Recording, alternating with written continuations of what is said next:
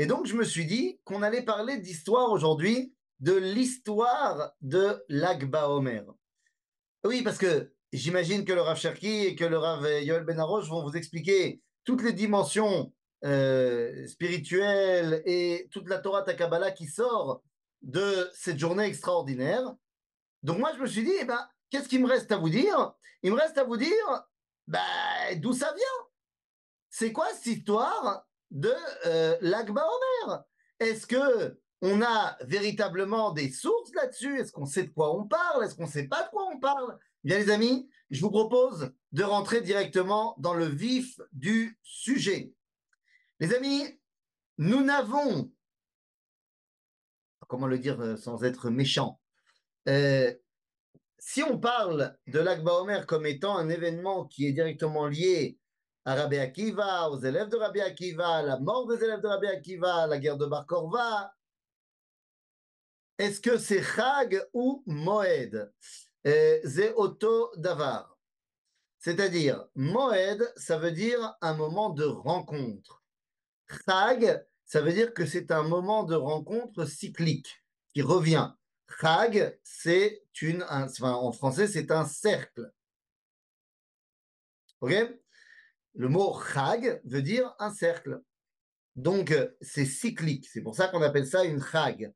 Et dedans, on emmenait un korban Chagiga pour certaines des fêtes, parce qu'elles revenaient de manière cyclique. Donc, Chag, ça veut dire une fête qui revient, et Moed, c'est un temps de rencontre. Or, les fêtes qui reviennent chaque année sont des temps de rencontre avec Dieu. Donc, Chag et Moed, auto d'avar au niveau de ce que cela représente. Maintenant, donc je ne fais pas ici, là, je rentre pas dans la question de Yom Tov par rapport à Chol HaMoed. Bekitsour, donc, en termes de sources historiques de Minagim pour l'Akba Omer, eh bien, sachez que si on admet que l'histoire se passe au IIe siècle, donc l'histoire de Rabbi Akiva et de ses élèves, c'est la première moitié du IIe siècle, eh bien, il faut savoir que pendant à peu près 1000 ans, nous n'allons avoir aucune trace d'un quelconque minag, ni pendant l'Akba Omer, ni après l'Akba Omer, ni sur l'Akba Omer. Zéro pointé. Zéro minagim pendant près de 1000 ans. Le premier texte que nous avons qui nous parle d'un minag de l'Akba Omer, eh bien, on va le retrouver au XIIe siècle. Ouah, au XIIe siècle, on va retrouver, enfin, XIIe siècle, début du XIIIe même, puisque ça s'est sorti en 1200, je crois la Madoua c'est 1211 ou un truc comme ça. Donc, on parle de quoi? On parle d'un texte qui provient d'un Chacham séfaradi. C'est un livre qui s'appelle Sefer HaManhig de Rabbi Avraham ben Nathan Ayarchi. Rabbi Avraham ben Nathan Ayarchi, donc il nous écrit dans son livre Sefer HaManhig, je cite, Vechach minhag betzarfat ou בפרובנס, לכנוס מל"ג בעומר ואילך, ושמעתי בשם רבי זרחיה הלוי מגרונדה, שמצא כתוב בספר ישן הבא מספרד, שמתו מפסח ועד פרוס עצרת ומאי פורסה בפלגה, כדתנן שואלים בהלכות הפסח, קודם לפסח 30 יום, ופלגה ט"ו יום, וט"ו יום קודם עצרת, זהו ל"ג בעומר. Ok, donc nous dit, alors regardez, toutes vos questions, laissez-moi dérouler le truc, et comme ça on verra si à la fin il reste des questions. Donc on a dit la première source, elle est 12e, 13e siècle, dans ce livre Sefer HaManhig de Rabbi Avraham ben Nathan Ayarchi. De là va venir le terme lunel. Quand on parle des rabbins de Lunel, ça vient de la famille Ayarchi, lune, Yareach. Ok? Quoi qu'il en soit, donc ce rabbin-là nous dit qu'il tient le minag de l'Akba Omer de Rabbi Zachria Alevi de Guéron, qui lui-même l'avait trouvé dans un vieux grimoire venant d'Espagne, qu'en fait, l'Akba Omer, c'est le moment où les élèves de Rabbi Akiva ont cessé de mourir. Alors, qu'est-ce que ça veut dire que les élèves de Rabbi Akiva ont cessé de mourir à l'Akba Omer? Dans la Gemara, on ne parle pas du tout de ça. Dans la Gemara, on nous dit euh, qu'il y a les élèves de Rabbi Akiva sont morts entre Pessah et Atzeret, entre Pessah et Shavuot. Donc à ce moment-là, il n'y a pas de raison de s'arrêter à l'Akba Omer au niveau de la Havelut. Mais nous dit ici Sefer HaManig qu'il y a une tradition ancienne qui nous dit qu'en fait ils sont morts jusqu'à Pros Atzeret. On ne sait pas trop d'où ça vient. Et il nous explique que Pros Atzeret, c'est 15. Pros, c'est 15 jours. Et donc 15 jours avant Atzeret, c'est l'Akba Omer. Tav. Ça, c'est la première fois qu'on entend parler de cela. Après, il va falloir qu'on avance un petit peu dans l'histoire pour voir où est-ce qu'on va. Et il va y avoir une Itiyachasut à propos de l'Akba Omer. On va retrouver dans le livre Orchot Tzadikim, Orchot Chaim, pas Orchot Tzadikim, Orchot Chaim, qui lui est à la fin du XIIIe siècle.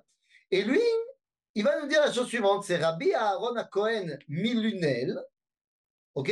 Et lui, il nous dit dans son livre Orchot Chaim qu'il y a eu des gens qui parlent d'un minag à l'Akba Omer, mais lui, il le rejette.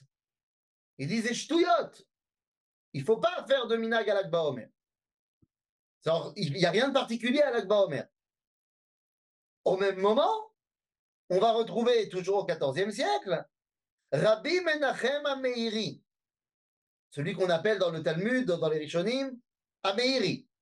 Eh bien, Rabbi Menachem HaMeiri, lui, il dit non, il y a une massorette de l'Akba Omer, il y a une massorette qui daterait d'après Rabbi Eliezer ben Yoel al-Levi, qui vient lui du XIIIe siècle, Be'ashkenaz, il a écrit le livre Avi Ezri, et dans son livre, Avi Ezri, il dit qu'il y a une massorette des Kéonim de l'Akba Omer.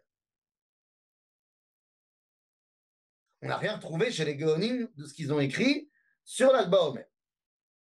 D'ailleurs, on a retrouvé chez les Géonim, on va retrouver dans la Igeret de Rabbeinu Shrira Gaon, là-bas, on va retrouver Dafka, pas l'Akba Omer, mais on va retrouver le fait que les élèves de Rabbi Akiva sont morts dans la guerre de Bar Korva, comme malheureusement le près de millions d'autres juifs. Alors ça varie entre les historiens, 800 000, 600 000, 1 million de juifs. En tout cas, les élèves de Rabbi Akiva ont participé à la guerre de Bar Korva et sont tombés avec les soldats de Bar Korva. Donc ça, c'est ce qui a marqué noir sur blanc dans la Igeret Rabbeinu Shrira Gaon, qui ne parle évidemment pas d'une épidémie, qui ne parle évidemment pas d'un problème isolé qui aurait touché les élèves de Rabbi Akiva, mais qui parle de la guerre de Bar Korva. Donc là-bas, on ne parle pas, chez les Géonim, dans ce qu'on a retrouvé dans leurs écrits, de quelque chose qui devrait marquer une fin du deuil pendant l'Akba Omer. Et pourtant, le Meiri te dit non. Moi, je te dis, dans le livre Avia Ezri de Rabbi Eliezer ben Yoel, il y a là-bas, il dit qu'il y a une massorette des Géonim. Donc, on ne sait pas trop d'où ça vient. On va arriver plus tard avec Meshenikra à Maharil.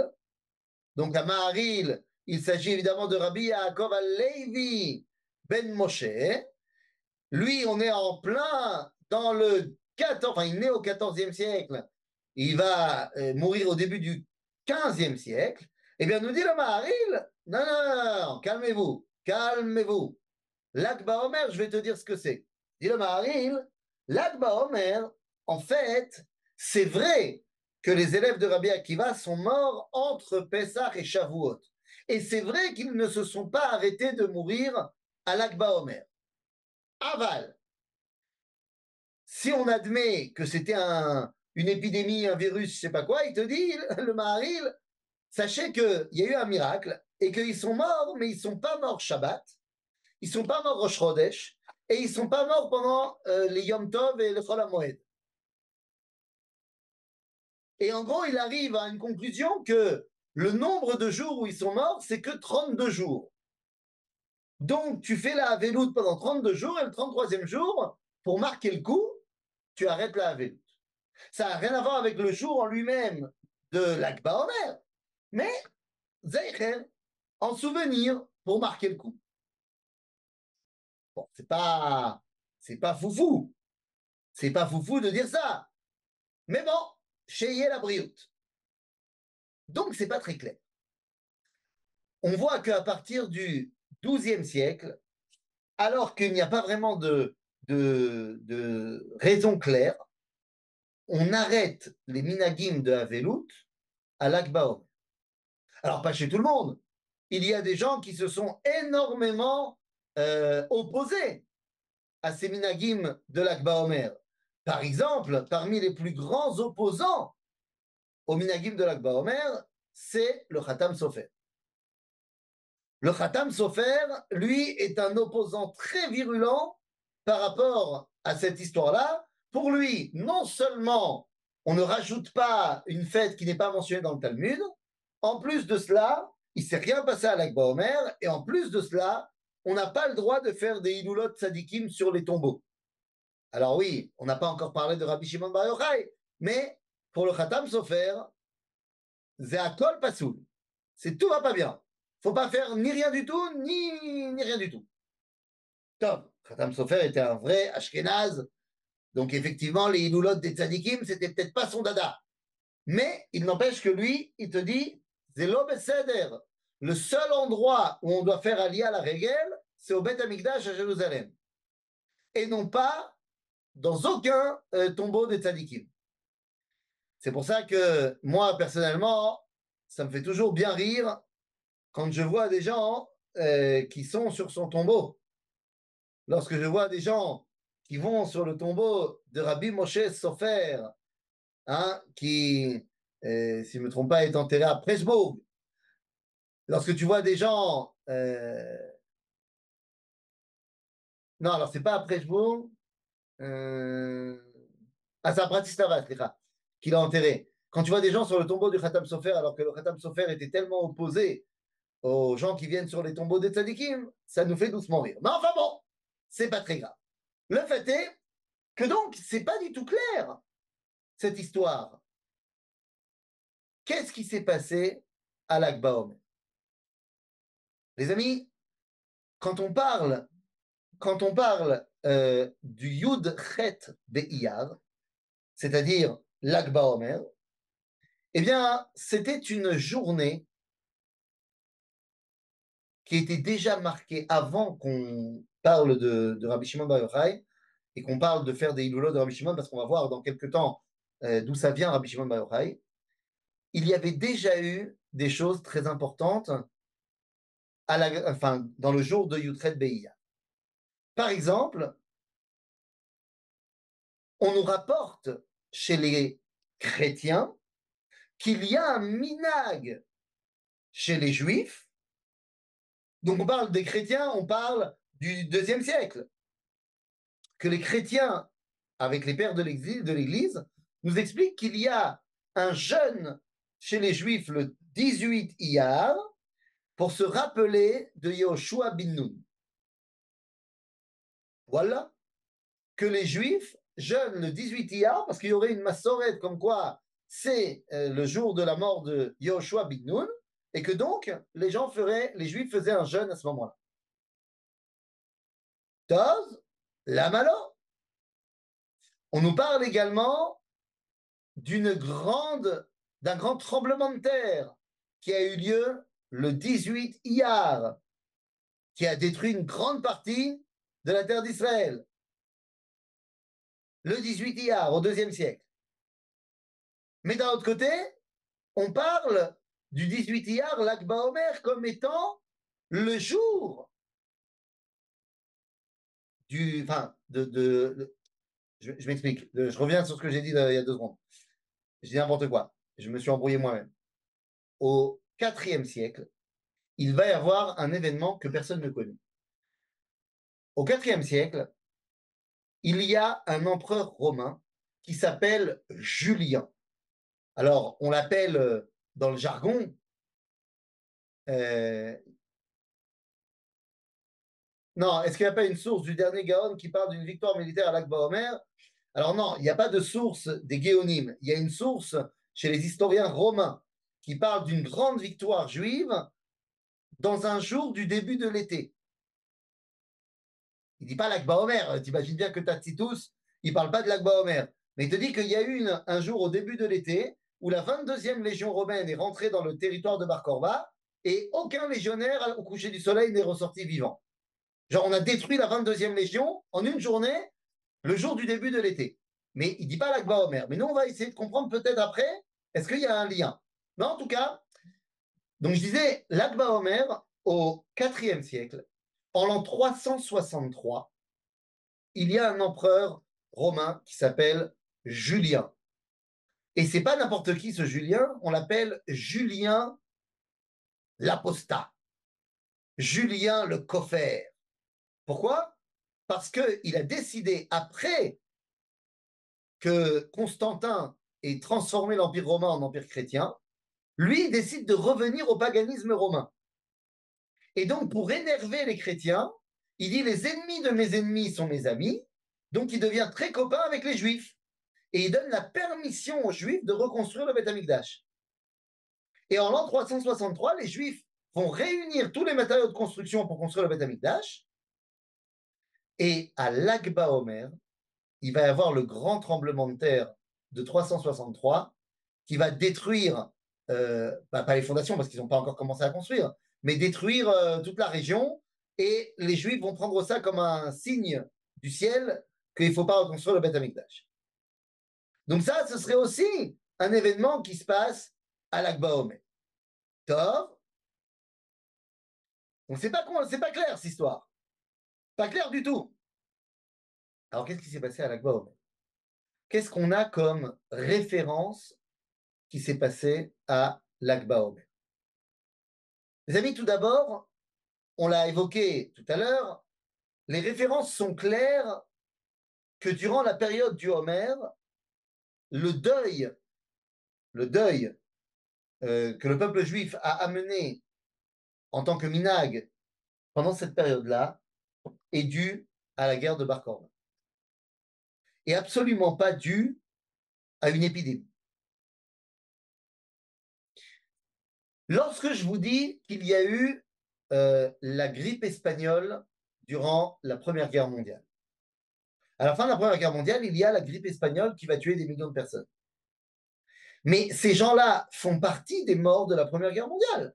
Lorsque tu dis qu'il y a eu tant et tant de morts dans la Première Guerre mondiale, ça comprend également toutes les épidémies qu'il y a pu avoir pendant la guerre.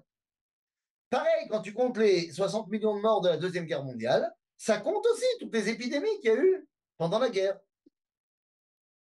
Pourquoi? Eh bien parce que les épidémies à grande envergure dans l'histoire humaine se sont déclarées dans des champs de bataille, dans des camps militaires, dans des guerres, à cause des conditions d'hygiène déplorables des soldats. Donc, si tu veux, quand tu me dis qu'il y a eu une épidémie, c'est pas du tout contradictoire avec la guerre. Et donc, lorsque vous reprenez le texte du Talmud, qui me dit, dans le traité de Yevamot à la page 62, que les élèves de Rabbi Akiva sont morts dans la même circonstance, mita ra'a, eh bien, ça dit pas une épidémie, ça dit une mauvaise mort.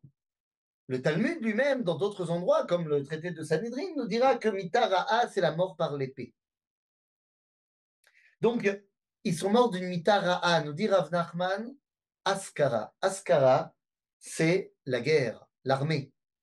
Comme on dit askar en arabe. Donc, Rabotai, les sources de la Gemara sont claires que les élèves de Rabbi Akiva sont morts à la guerre de Bar Korba, comme on a dit tout à l'heure, après la lettre de Rabbeinu Shrira Gaon, pour lui, c'est limpide. Lorsque Rashi nous parle d'une épidémie, moi je te dis, ce n'est pas contradictoire. Il est très possible qu'il y ait eu aussi une épidémie. Nachol. Mais ce qui est important, c'est de se rappeler que la guerre, elle a duré 3 ans. Donc pourquoi est-ce qu'on me dit qu'ils sont morts entre Pessah et Shavuot? Eh bien parce que la troisième année, en l'an 135, les derniers combats qui ont fait le plus grand nombre de morts, parce qu'il faut bien comprendre, la guerre de Bar Korba, elle est en 3 temps. La première année et quart, on gagne, on réussit à repousser l'envahisseur romain, et on réussit même à arriver à Jérusalem et à libérer Jérusalem.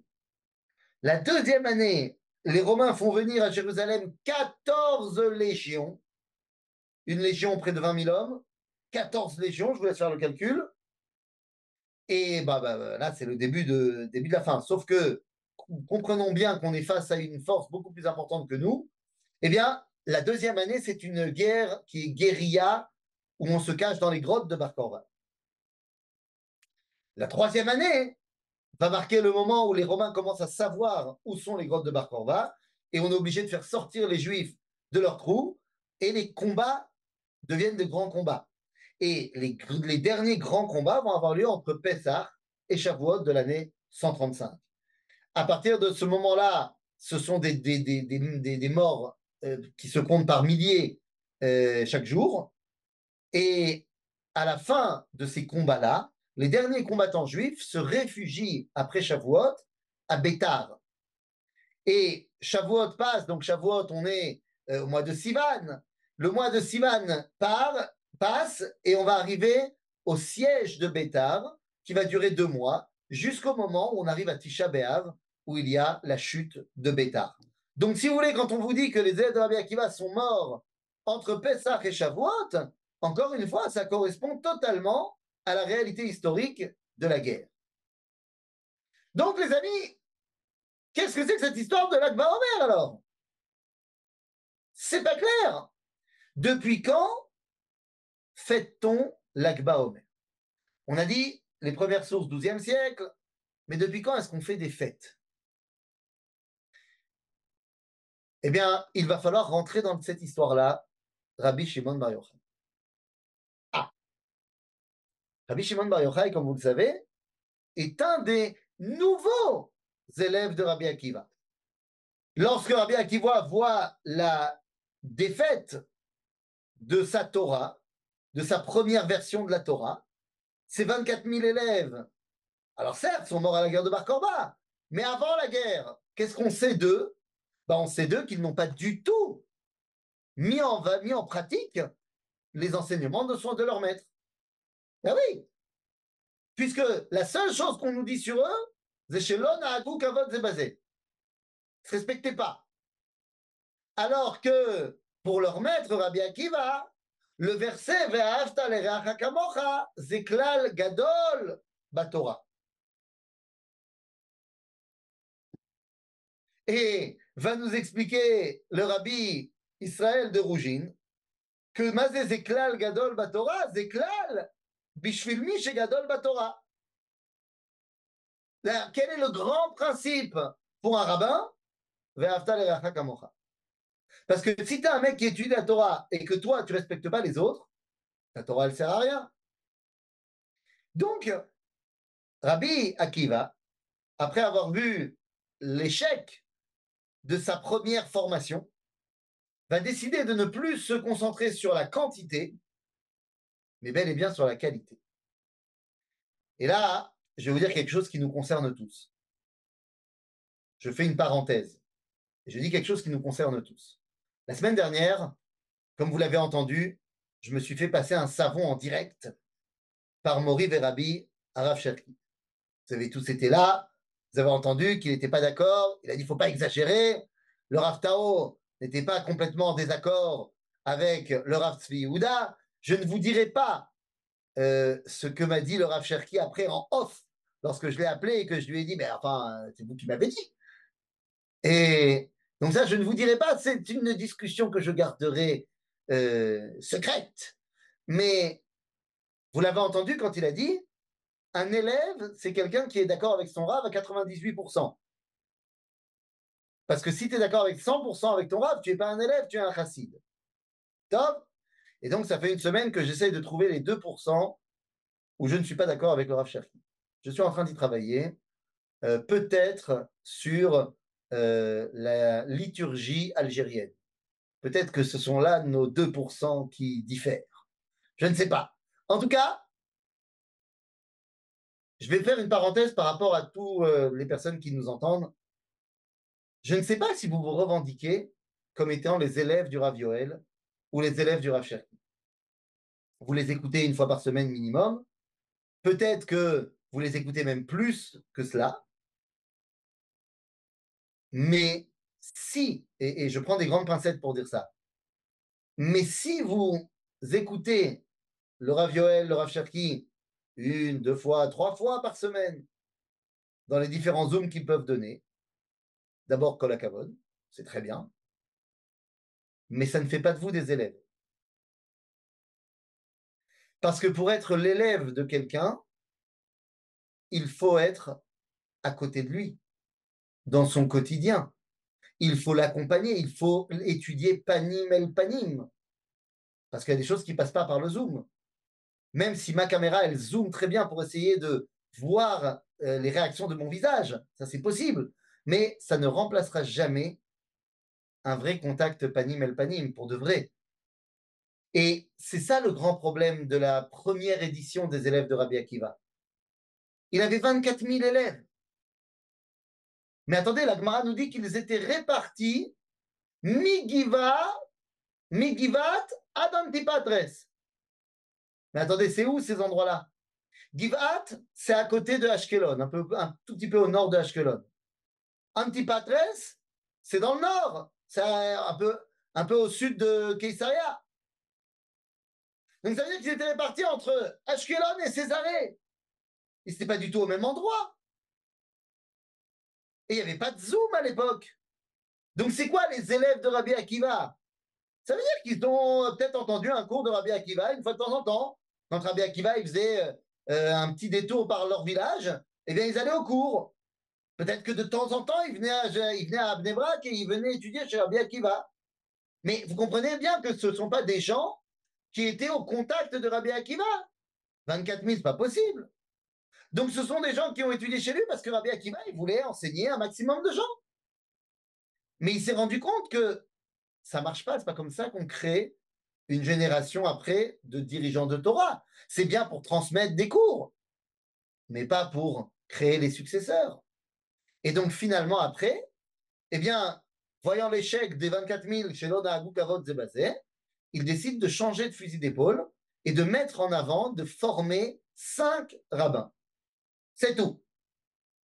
Et parmi ces 5 rabbins, il y a Rabbi Yehuda Barilai, Rabbi Meir Baalanes, Rabbi Shimon Bar Yochai, Rabbi Yossi Aglili, et Rabbi Lazar Ben Shamoua. Donc on a les 5 rabbins qui vont devenir les 80% de toutes les Mishnayot. C'est-à-dire que pratiquement toute la Torah vient de ces 5 personnages. En d'autres termes, Rabbi Shimon Bar Yochai est l'élève de Rabbi Akiva.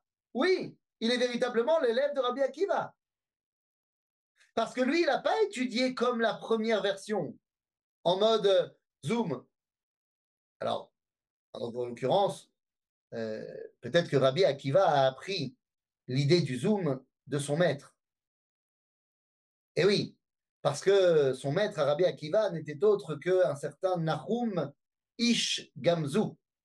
Et c'est lui qui a inventé la phrase Gamzoum Letova. Et oui, Gamzoum Letova. C'est mieux que rien, le Zoom. Imaginez-vous la yeshiva online s'il n'y avait pas de Zoom. On n'aurait pas d'élèves. C'est terrible. Mais avant ça, on n'aurait pas de rabbin. Parce que va réunir le Rav Yoel et le Rav Cherki tous les dimanches matins. Hein? Moi, à la limite, je vais là où on me dit d'aller. Parce que moi, je ne suis que la poussière de leurs pieds. Donc, moi, tu me dis, va à Naharia, va à Ranana tous les dimanches matins chez le Rav Yoel. Bon, bah, j'appellerai David et puis on ira. Ou pas. Et, non, parce qu'après, il va me dire de le faire. C'est un problème. Bekitsour, Gamzoum Letova. Mais en tout cas, Rabbi Shimon Bar Yochai, lui, c'est une autre version. C'est un élève de Rabbi Akiva Mamash. Et donc, Rabbi Shimon Bar Yochai rentre dans le jeu. Il faut bien comprendre que Rabbi Shimon Bar Yochai, il a vécu la guerre de Bar Korba. Je ne sais pas quel âge il avait, mais il était lui aussi, d'ailleurs, très certainement parmi les combattants. il n'est pas encore celui qui va devenir, puisque à la fin de la guerre de Bar Korva, juste avant que Rabbi Akiva lui-même ne meure, eh bien, il va aller mettre en avant, c'est ce qu'on nous dit dans la Gemara, Veshina Hamisha Talmidim. Il a mis en place les 5 élèves. Ça veut dire quoi? Ça veut dire qu'il a commencé à leur enseigner à ce moment-là? Pas du tout. C'est-à-dire qu'il les a Ousmach la rabbanout, il les a nommés comme rabbins. Ça veut dire qu'à partir de la fin de la guerre de Bar Korba, de l'année 135, l'année où Rabbi Akiva va mourir, c'est l'année où Rabbi Shimon Bar Yochai commence à devenir Rabbi Shimon Bar Yochai. Il commence à prendre sa place comme Rabbi Shimon. Tout comme Rabbi Yehuda, tout comme Rabbi Meir. Donc, si vous voulez, Rabbi Shimon Bar Yochai, il vit en tant que rabbin dans une réalité post-Bar Korba, c'est-à-dire une réalité où la guerre est perdue, une réalité où nous sommes dans l'Empire romain et c'est les Romains les patrons. À partir de ce moment-là, quel va être tout l'enseignement de Rabbi Shimon Bar Yochai? On a dit, je ne fais pas un cours de Torah, je fais un cours d'histoire. Et donc, en tant que cours d'histoire, je dirais que Rabbi Shimon Bar Yochai a 2 grands enseignements dans sa vie. L'un va lui valoir d'être poursuivi par les Romains. L'autre va lui valoir d'être Rabbi Shimon Bar Yochai pour l'éternité. Lorsqu'il est poursuivi par les Romains, c'est parce qu'il dit clairement haut et fort qu'il n'est pas prêt à accepter et à s'arranger avec l'Empire romain. C'est-à-dire qu'à la différence de Rabbi Yehuda, qui est le maître de la halakha, et qui dit bah, qu'est-ce que tu veux que je te dise? Les Romains, ils sont là maintenant. Voilà, viens, on arrête de se battre, on a perdu. Donc autant maintenant qu'on compose avec l'Empire romain et qu'on garde la flamme juive dans la halakha. Rabbi Shimon Bar Yochai, lui, il dit, je ne compose pas avec les Romains, je garde vivante le fait que je n'accepte pas de vivre chez les Romains. Ça ne me va pas. Voilà, je le dis. D'accord. Donc Rabbi Shimon Bar Yochai, c'est la non-acceptation de l'exil. Ça, c'est la première chose. Rabbi Yehuda, lui, il dit, j'ai pas le choix. Si je veux faire survivre le judaïsme, il faut composer avec l'exil. Et il a eu raison. Grâce à lui, pendant 2000 ans, on est resté juif. Il y a l'envers de la médaille. C'est quoi? L'envers du décor, c'est que tu es resté juif, certes, mais tu as tellement composé avec l'exil que tu penses que c'est bécédaire d'être juif en exil. Ça, c'est l'envers de la médaille. Rabbi Shimon Bar Yochai n'accepte pas l'exil. Ça, c'est la première chose. La deuxième chose, c'est très bien. Maintenant, je vais enseigner une Torah qui n'a que pour seul but de préparer à sortir d'exil. Et c'est là qu'arrive Torah Azor. Et là, les amis, on y va, c'est parti, tenez-vous bien. Parce que de la même façon qu'on a dit qu'on n'a pas vraiment de mécorotes anciennes sur l'Akba Omer, ben maintenant on fait rentrer Rabbi Shimon Bar Yochai dans l'histoire. Parce que tout le monde sait que c'est la Iloula de Rashbi. Ah bon? Tout le monde sait? Mais d'où ça vient? Rabbi Shimon Bar Yochai meurt au IIe siècle. Dans les années, c'est pas très clair non plus. À partir de quand? Enfin, c'est quelle année exactement que Rabbi Shimon Bar Yochai va mourir? C'est pas du tout clair. C'est-à-dire, est-ce que c'est dans les années 160, 170, Machou Baezor, entre les années 150 et 170. Donc, si vous voulez, Rabbi Shimon Bar Yochai, s'il meurt dans les années 150, 170, pourquoi il faut attendre le XVIe siècle pour commencer à avoir des iloulotes de Rabbi Shimon Bar Yochai? Comment ça se fait qu'on va attendre presque 1300 ans où il n'y aura pas du tout de Iloula de Rabbi Shimon? Pas clair cette histoire. Le premier makor qu'on a de Iloula de Rabbi Shimon Bar Yochai nous provient du XVIe siècle. XVIe siècle, dans le livre de Rabbi Chaim Vital. Rabbi Chaim Vital nous explique là-bas, Beshem Hari, au nom du Harizal, que c'est le jour où quoi? Eh bien, où il a été nommé rabbin. Velachen, c'est Yom Simchat Rabbi Shimon. Yom Simchat Rabbi Shimon. Le jour de la joie de Rabbi Shimon Bar Yochai, parce qu'il est devenu le rabbin. Donc à l'Akba Omer, il serait le jour où Rabbi Akiva a ordonné Rabbi Shimon rabbin. Ok. Maran Achida.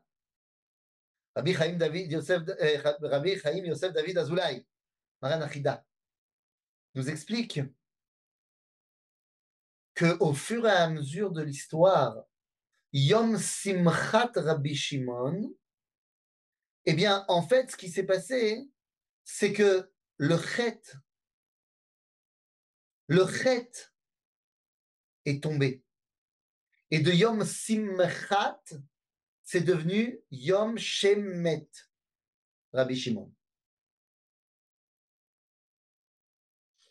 Maintenant, c'est pas non plus contradictoire que le jour où il a été ordonné rabbin, bah, des années plus tard, le même jour, il est décédé. C'est aussi possible. Le fait est que nous dit la Hidra Zuta, donc une partie du Sefer HaZohar, que le Rabbi Shimon a enseigné ses secrets à ses élèves, à Rabbi Abba et à son fils Rabbi Lazar, ses secrets de la Torah, donc son Zohar, lorsqu'il était à l'Eretz Dvaï, c'est-à-dire le jour de sa mort. Alors, oui, l'Akba Omer, non l'Akba Omer. Le Hari, dans le livre de Rabbi Chaim Vital, nous dit Rabbi Chaim Vital, le Hari, eh bien, il est monté à l'Akba Omer sur le tombeau de Rabbi Shimon Bar Yochai à Méron, et il a fait une séouda là-bas. Et c'est le premier minag qu'on entend à propos de Iloulat l'Akba Omer. C'est la première fois qu'on entend ça. Tov. Alors de quoi on parle? Eh bien, les amis, qu'est-ce qui s'est passé finalement? Finalement, au XIIe siècle, je reviens en arrière, au XIIe siècle, nous avons un makor qui nous vient de Rabbi Yaakov Ashaliach. Rabotai, misé Rabbi Yaakov Ashaliach. Rabbi Yaakov Ashaliach, c'est Rabbi Yaakov Atzarfati. Ouais, un Français. Il fait partie de l'Aliyah du XIIIe siècle qu'on appelle l'Aliyah des 300 rabbins, guidé par Rabbi Yechiel de Paris. Rabbi Yechiel mi-Paris, ordinaire, qui s'est installé à Akko. Eh bien, parmi les 300 rabbins, il y avait Rabbi Yaakov, qu'on appelle des fois Rabbi Yaakov al-Nazir. Eh bien, Rabbi Yaakov al-Tsarfati, il écrit dans son livre Yaakov al-Shaliach, parce qu'il a été envoyé par les communautés d'Eretz Israël pour récupérer de l'argent en Europe. Eh bien, il écrit là-bas Ubemeron Sham Yesh Me'ara. Me'ara, ça veut dire un tombeau. Le Hillel Veshamay Vetalmidehem. וסך כולם 32. ושם מתקבצים ישראלים וישמעאלים בפסח שני, וישראלים מתפללים שם ואומרים מזמורים, וכשהם מוצאים מים, כולם הם שמחים שהוא סימן שיתברך השנה. והרבה פעמים שלא נמצאו שם מים, ובעת תפילתם היו באים המים כהרף עין. Les gars, de quoi on parle? Là, on parle d'une alia, la kever à Méron, mais pas de Rabbi Shimon Bar Yochai. On est au XIIe siècle, et nous dit Rabbi Yaakov Atzarfati qu'il y a un minag, il y a un kever là-bas, qui est plus connu que le kever de Rabbi Shimon. C'est le kever de Hillel et Shammai. Ceux qui ont déjà été à Méron, je ne sais pas si vous avez déjà été, mais en contrebas, il faut descendre quand tu vas le long du kever. Après, tu prends à droite, il y a des escaliers, tu descends, et ensuite tu descends. Et là-bas, bien, il y a une Meharat Kvura. Et donc, nous dit Rabbi Yaakov Atzarfati, Zemasoret, on sait, c'est le kever de Hillel et Shammai. Et il y a 32 kvarim là-bas avec leurs élèves. Et on dit là-bas, il y a une Mahayan. Et il y avait une Massoret qu'à Pesach Sheni, les Juifs et les Arabes monter là-bas pour prier. Et lorsqu'ils trouvaient de l'eau, ils savaient que c'est bon, Dieu il était avec eux pour l'année, il y aurait de la pluie. Et il dit, des fois même, il n'y avait pas d'eau, mais quand ils priaient, l'eau arrivait. Maintenant là-bas, à Pesach Sheni, parce que dans la Gemara, et là, ça revient à notre histoire de Pros Atzeret, nous dit la Gemara, rien à voir avec l'Akba Omer, rien à voir, que dans le traité de Bechorot, à la page 58, nous dit la Gemara qu'on prie pour l'eau jusqu'à Pros Atzeret. Et là-bas, effectivement, la Gemara nous dit que Pros Atzeret, c'est 15. C'est 15 jours avant Shavuot. Donc, effectivement, 15 jours avant Shavuot, c'est quoi? Ben, c'est l'Akba Omer. Donc, on te dit, les gens priaient à Pros Atzeret, et le minag d'aller à Pesach Sheni, donc 4 jours avant, pour prier, eh ben, ça rentre complètement dedans. Mais a priori, rien à voir avec Rabbi Shimon Bar Yochai. Tov, אז מה עושים? רבותיי, comme on a dit, le Harizal est celui qui va mettre en avant la Iloula de Rabbi Shimon Bar Yochai, que ce soit parce que c'est le jour de sa mort, ou alors que ce soit parce que c'est le jour où il a été nommé rabbin et plus tard il est mort. Pourquoi? Eh bien parce que le Hari va être évidemment celui qui va mettre en avant la Torah de Rabbi Shimon Bar Yochai, comme étant la condition sine qua non de l'étude de la Torah et de la sortie de l'exil. Le Sefer HaZohar lui-même nous dit que c'est en étudiant ce livre-là, Sefer HaZohar, qu'on pourra sortir d'exil. En d'autres termes, eh bien, Rabbi Yitzhak Luria Ashkenazi Ahari va être celui qui va nous dire l'Akba Omer, c'est le jour où on va chez Rabbi Shimon Bar Yochai. Pourquoi? Pour s'imprégner de sa Torah, celle qui n'accepte pas l'exil et celle qui nous donne les clés pour en sortir.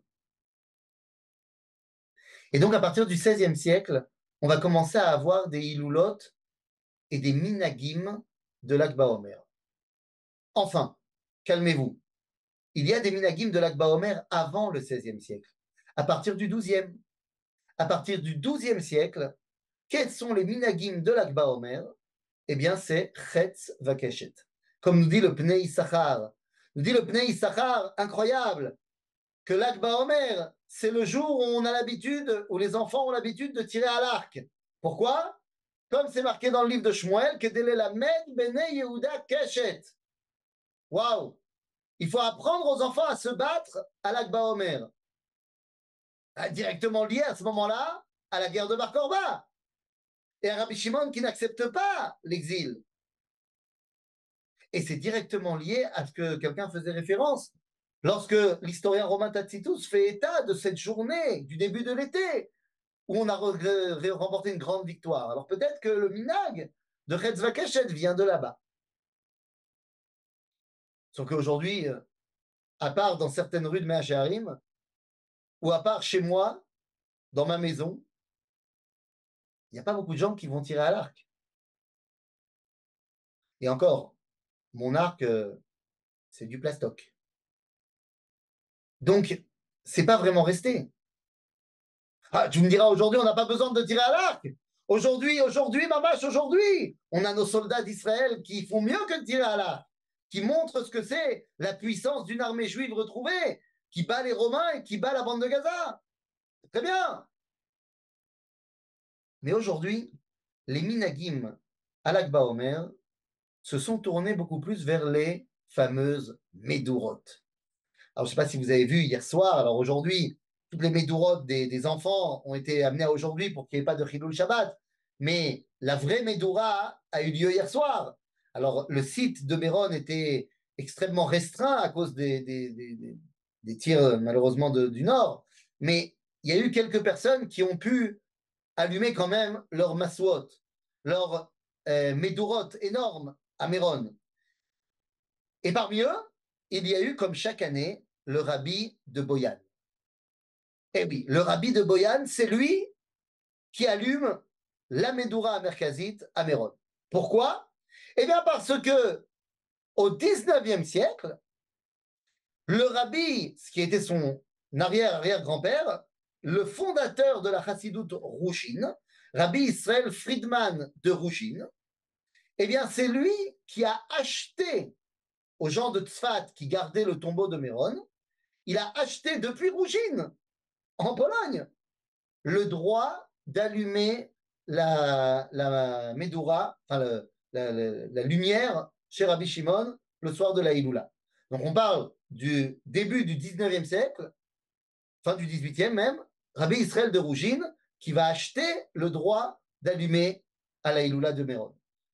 Ce droit est donc passé de descendant en descendant, et donc aujourd'hui, c'est son descendant, le rabbi de Boyan, qui allume la première Médoura. Après, il y a d'autres rabbins qui vont allumer. Hier, par exemple, le Rav Amar a allumé, le Rav Shmuel Eliyahu a allumé après. Mais la première Adlaka, c'est là-bas.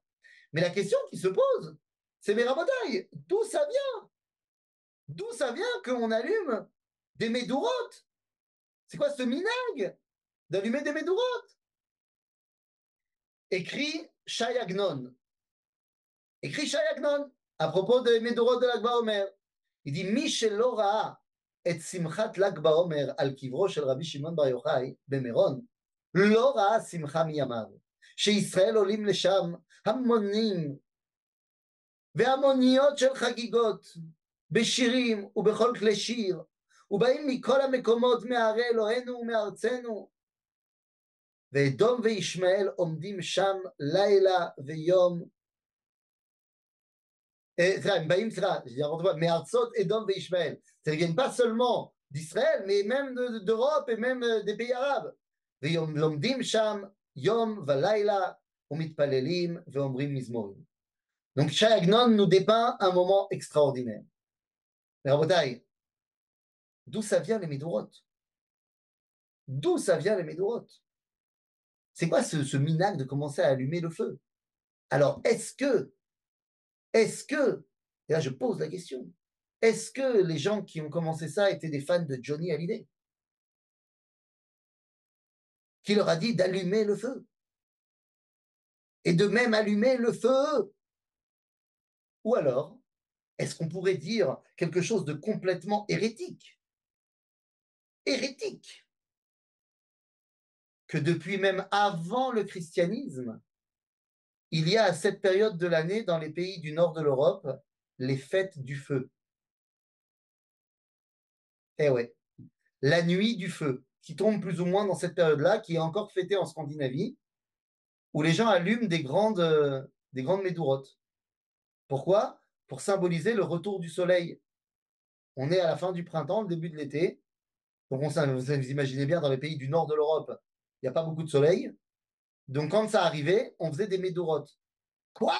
Qu'est-ce que tu dis? On a pris quelque chose des Ovdei Avodazara! Ma pitom! Shuleim! Oui, enfin bon, le Rambam, il a dit quand même qu'on faisait des corbanotes parce qu'on a pris ça des Égyptiens qui faisaient des corbanotes.